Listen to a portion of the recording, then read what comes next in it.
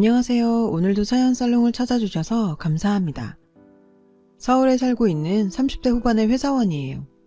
저는 근래 충격적인 일을 겪은 뒤 회사를 쉬고 있어요. 충격으로 인한 후유증 탓에 한동안 정신과 상담을 받아야 했거든요. 다행히 현재는 일상생활이 가능한 상태가 되었고 다 털고 새 출발을 하고 싶습니다. 저에게는 자매처럼 친한 친구가 있어요. 전 외동딸이라 부모님 사랑을 독차지하고 자랐지만 늘 가슴 한켠엔 형제 자매에 대한 부러움이 있었어요. 그래서 친구를 자매처럼 생각하게 됐죠. 저희 부모님은 두 분 모두 의사예요. 전공도 같으셔서 두 분이 함께 병원을 운영하고 계시죠. 덕분에 전 어려서부터 돈 걱정은 모르고 살았어요. 대신에 바쁜 부모님께선 저와 많은 시간을 보내주지 못했어요.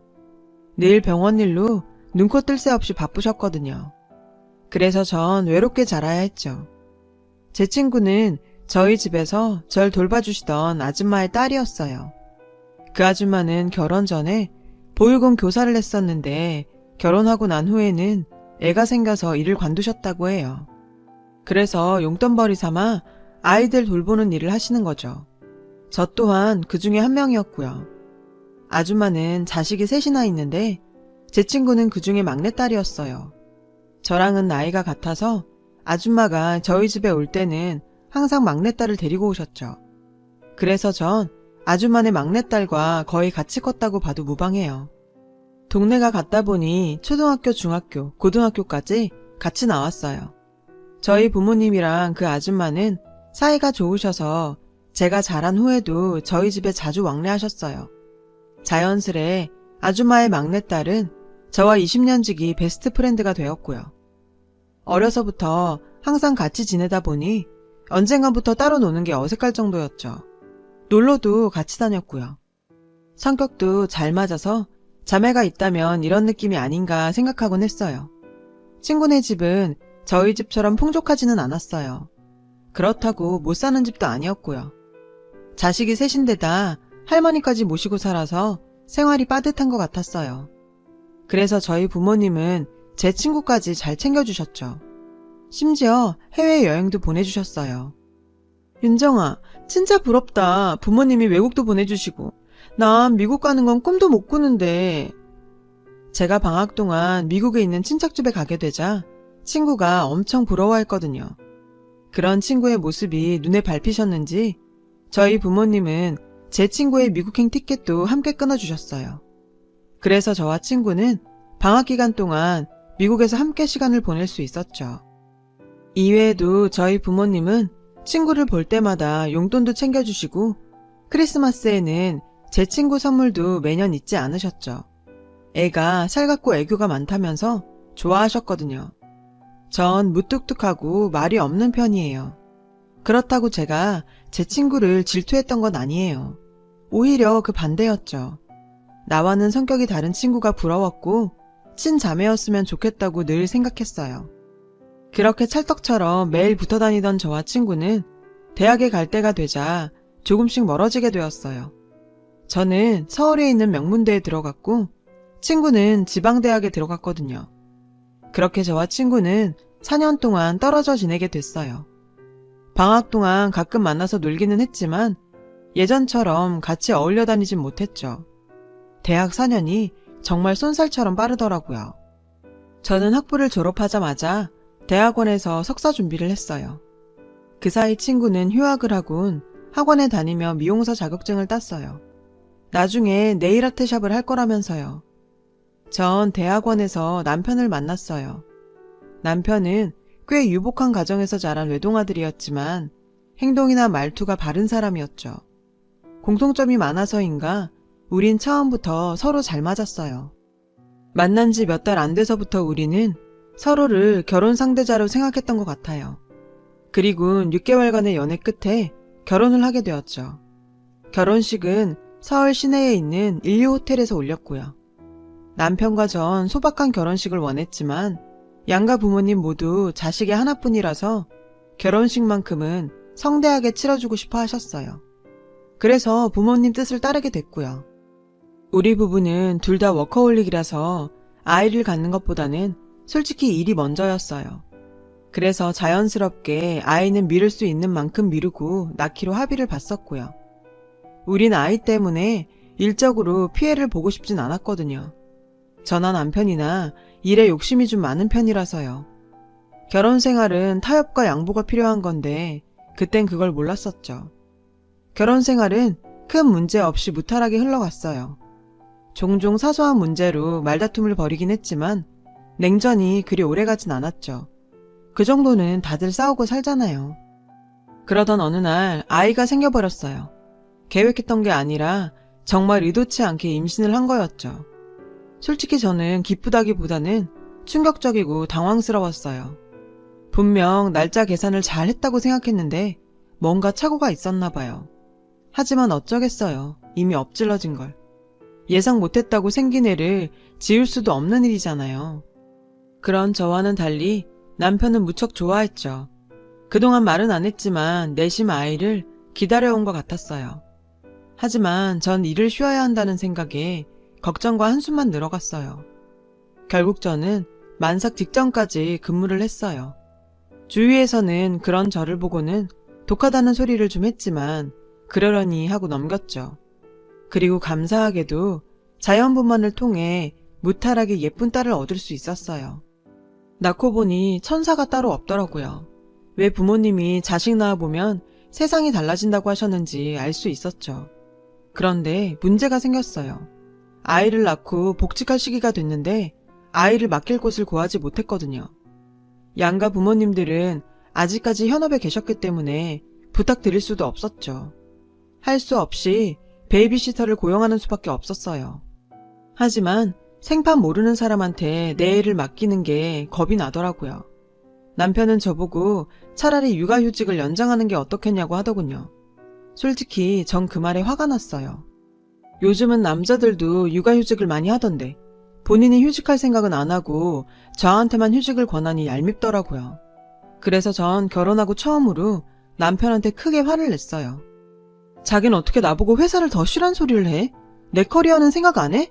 차라리 당신이 육아휴직을 내지 그래. 왜? 눈치 보여서 못하겠어? 똑같은 부모인데 왜 나한테만 강요해? 저라고 내 배 아파 낳은 예쁜 딸을 남의 손에 맡기고 싶겠어요? 솔직히 육아휴직 연장하고 싶죠.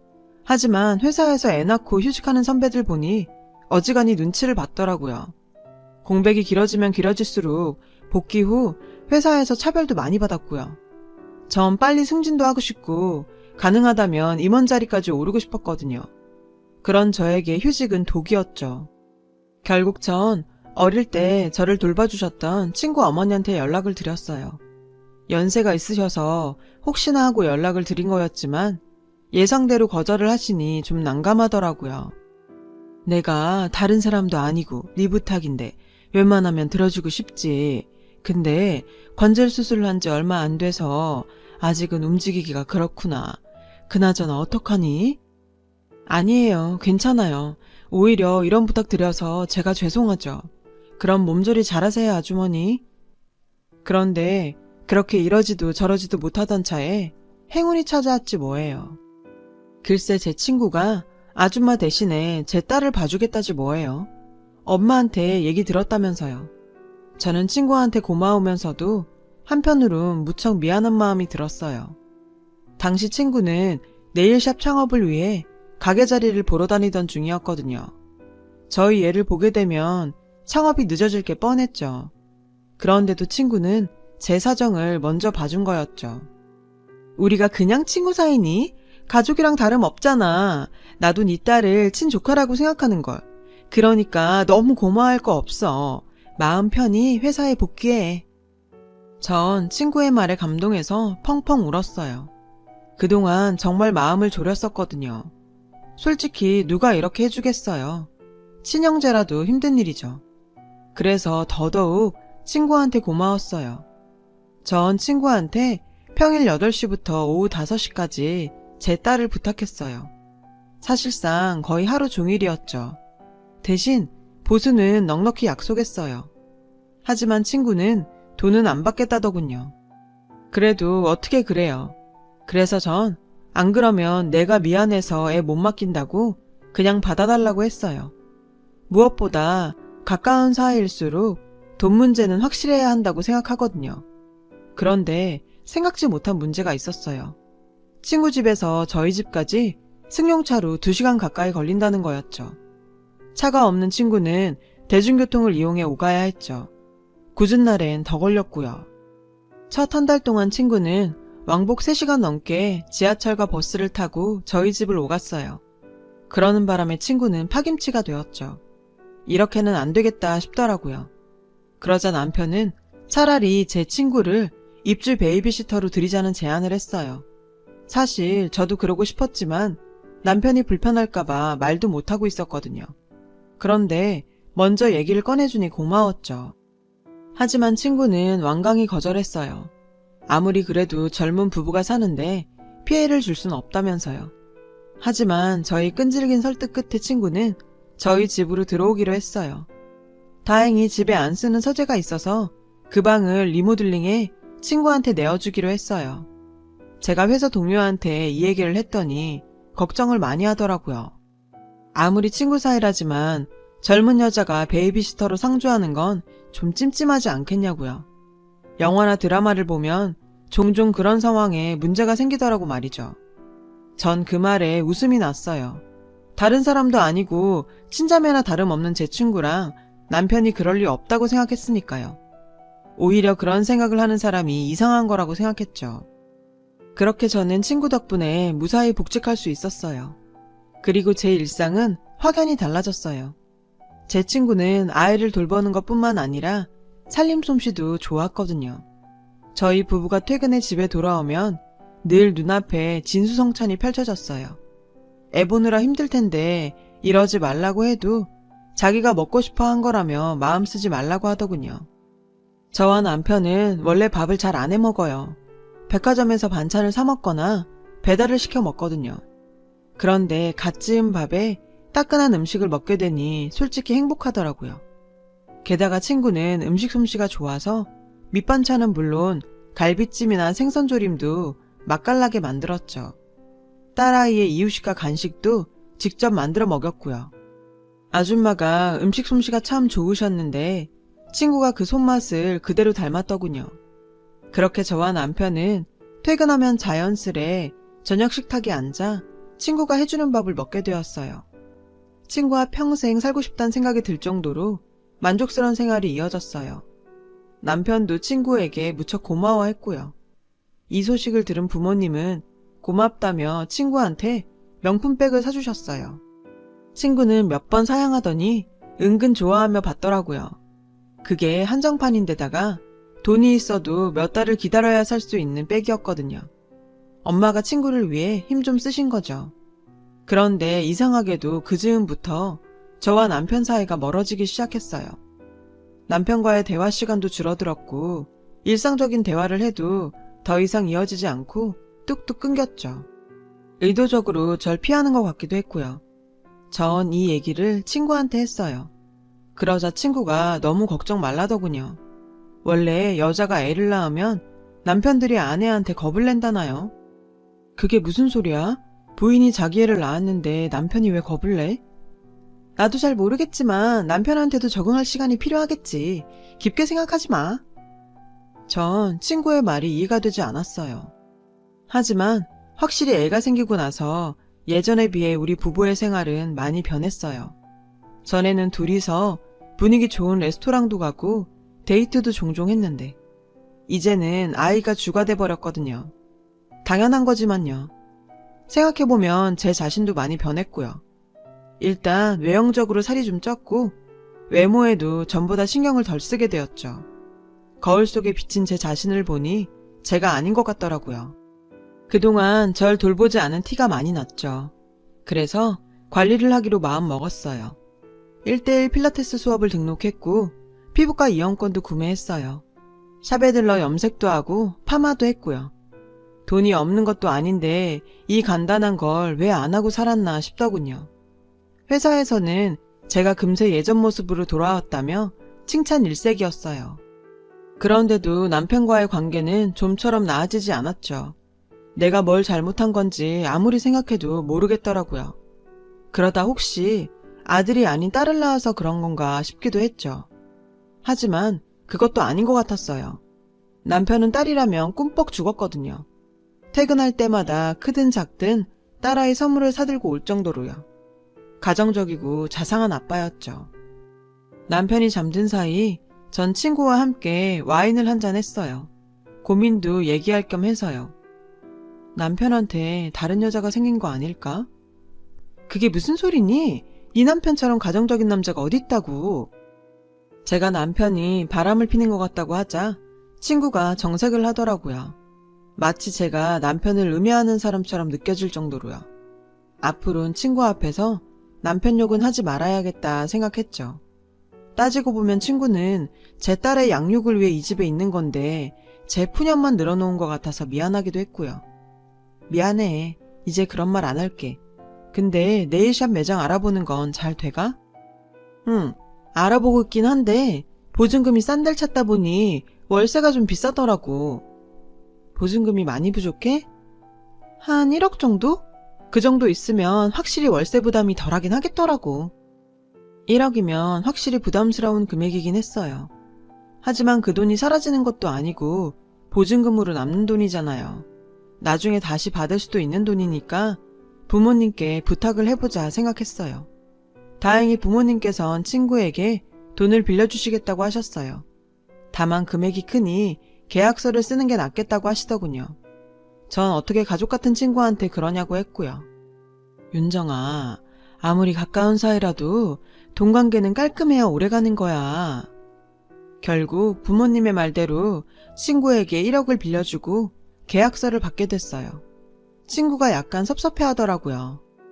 미안, 난 그냥 빌려주고 싶었는데 부모님이 이래야 나중에 서로 감정 안 상한다고 하셔서. 그래, 20년을 알고 지냈지만 역시 남은 남인 거네, 그지? 중간에서 전 많이 난처했어요. 그렇게 몇 개월이 흘렀고 그 사이 친구는 저희 동네에 네일샵을 차렸어요. 마침 저희 집에서 가까운 상가에 딱 좋은 매물이 나왔거든요. 전 회사에 다니면서도 주위 사람들한테 친구의 네일샵 홍보를 열심히 했어요. 그리고 홍보 업체를 운영하는 대학 동기한테 네일샵 지역 광고도 부탁했죠. 친구를 위한 선물로요. 친구가 네일샵을 오픈하게 되면서 전 서둘러 베이비시터를 구해야 했어요. 다행히 지인을 통해 괜찮은 아주머니를 소개받았어요. 지인의 아이를 봐주셨던 분이라 믿음도 가더라고요. 그런데 이 얘기를 들은 남편의 태도가 이상하지 뭐예요? 모르는 사람한테 어떻게 우리 딸을 맡긴다는 거야? 자격증도 있는데 뭐가 문제야? 그때였죠. 친구가 그러더군요. 직원 두고 하는 거라서 애 보는 건 계속 할 수 있어. 게다가 샵 근처에 집도 구해야 하는데 마땅히 지낼 곳도 없고. 그 순간 전 뭔가 있다는 생각이 들었어요. 이제 막 오픈하는 샵을 친구 딸을 보면서 운영하겠다고요? 그게 말이 돼요? 게다가 남편의 행동도 이해가 안 갔어요. 아무래도 남편과 제 친구가 저 몰래 숨기는 게 있는 것 같았죠. 생각해보니 그동안 남편과 제 친구는 단 둘이 마트에 장을 보러 가는 경우도 많았고 제가 야근을 할 때면 둘이서 술을 마시는 날도 있었거든요. 사이가 좋아서 그런 거라 생각했는데 이제 보니 모든 게 의심스럽더라고요. 전 그날 밤 쉽게 잠들지 못했어요. 한 새벽 1시쯤 되었을까요? 남편이 침대에서 일어났어요. 그리고는 제가 자나 확인하려고 손을 제 눈앞에 갖다 댔죠. 반응이 없자 남편은 조심스레 거실로 나갔어요. 전 그런 남편 뒤를 쫓았어요. 집안은 온통 캄캄했고 남편은 보이지 않았죠. 그때 희미한 말소리가 들렸어요. 친구의 방에서요. 전 소리 죽여 친구의 방 쪽으로 갔어요. 안에서 남편과 친구 목소리가 들렸죠. 미쳤어? 들키면 어쩌려고? 자는 거 확인했어. 하마처럼 쿨쿨 자더라. 맙소사. 남편과 제 친구는 제가 방문 앞에 서 있는지도 모르고 안에서 관계를 갖고 있었어요. 전 방으로 돌아와 이불을 뒤집어 쓰고 소리 없이 눈물을 펑펑 쏟았죠. 20년 지기 친구와 남편이 그런 사이라니.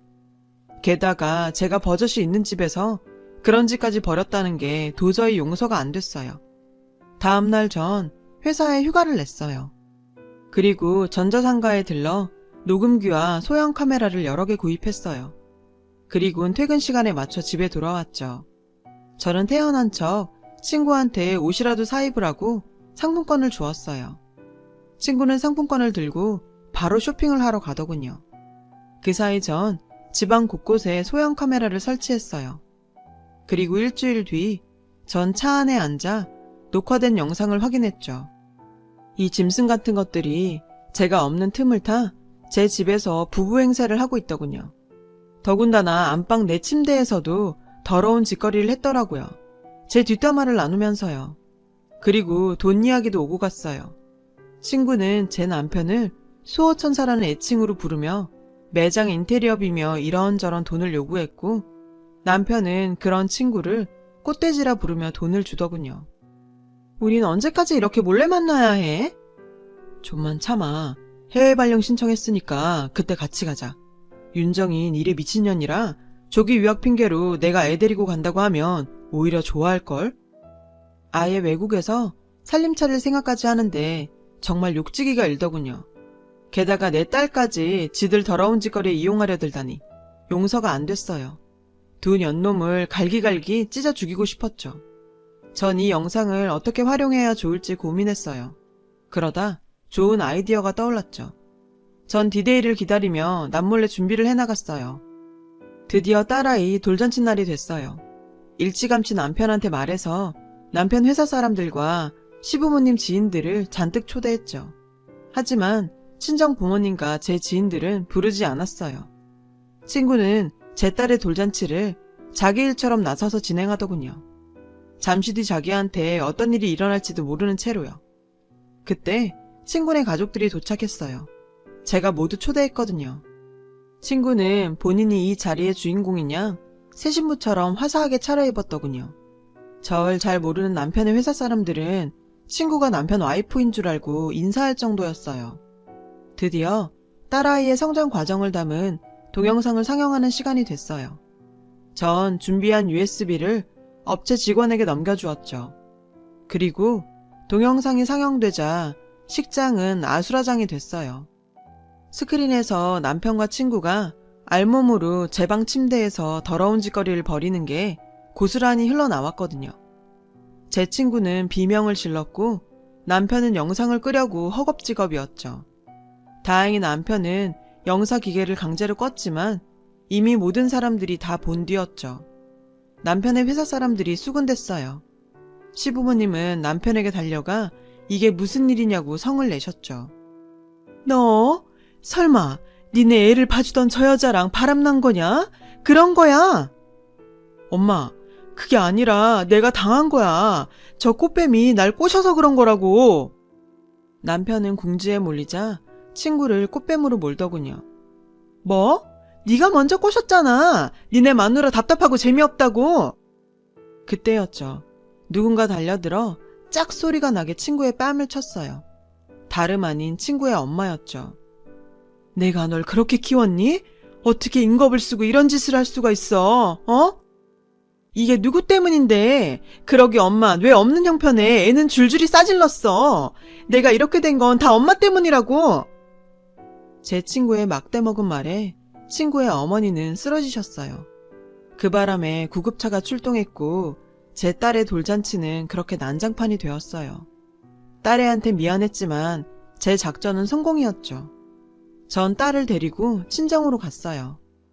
부모님은 제게 아무것도 묻지 않으셨죠. 대신 대형 로펌에 이혼 변호사를 선임해 주셨어요. 다음 날 시어머니한테 전화가 왔어요. 못난 아들이지만 한 번만 봐주면 안 되겠냐고 부탁하시더군요. 저는 딱 잘라 거절했어요. 저와 제 딸을 기망한 두 인간을 절대로 용서할 수 없다고요. 그리고 그런 부도덕한 인간한테 내 딸을 맡길 수 없으니 양육권과 친권 모두 내가 갖고 이혼하겠다고 했죠. 시어머니가 친권은 안 된다고 하시길래 제 변호사랑 상의하라고 전화를 끊었어요. 이후 엄마는 친구한테 빌려준 1억을 되돌려 받았죠. 친구가 유흥비로 다 써버려서 친구 엄마가 대신 갚아주었죠. 살던 집을 팔아서요. 남편은 이번 일이 회사에 소문이 나서 자의 반 타의 반으로 퇴사를 했다고 하더군요. 원래는 지방으로 발령이 났는데 자긴 그런 데서 못 산다고 사표를 냈다나요. 정신 차리려면 아직 멀었죠. 그리고 전 회사에 육아휴직계를 냈어요. 승진보다 중요한 건 제 딸이라는 걸 뒤늦게 깨달았거든요. 많은 것을 욕심내다간 모든 것을 잃을 수 있다는 것도 알게 되었으니까요. 조금 일찍 알았다면 좋았을 텐데 말이죠. 현재 남편과 살던 집은 처분하고 딸아이와 함께 부모님의 집에 들어와 살고 있어요. 부모님께는 많이 죄송하더라고요. 다 큰 딸이 심려를 끼쳐드리게 돼서요. 하지만 전 제 선택에 후회는 없어요. 실패가 두려워 참고 살기엔 제 인생이 너무 아깝거든요. 제 딸의 미래를 위해서라도 이게 최선인 것 같아요. 앞으로는 제 손으로 딸아이를 키워가며 행복한 가정을 만들어 보려고 해요. 제 긴 사연 들어주셔서 감사드려요. 여러분, 사연 댓글에 응원과 현명한 조언 부탁드려요. 좋아요와 구독은 저에게 큰 힘이 됩니다. 오늘도 좋은 일 가득하세요.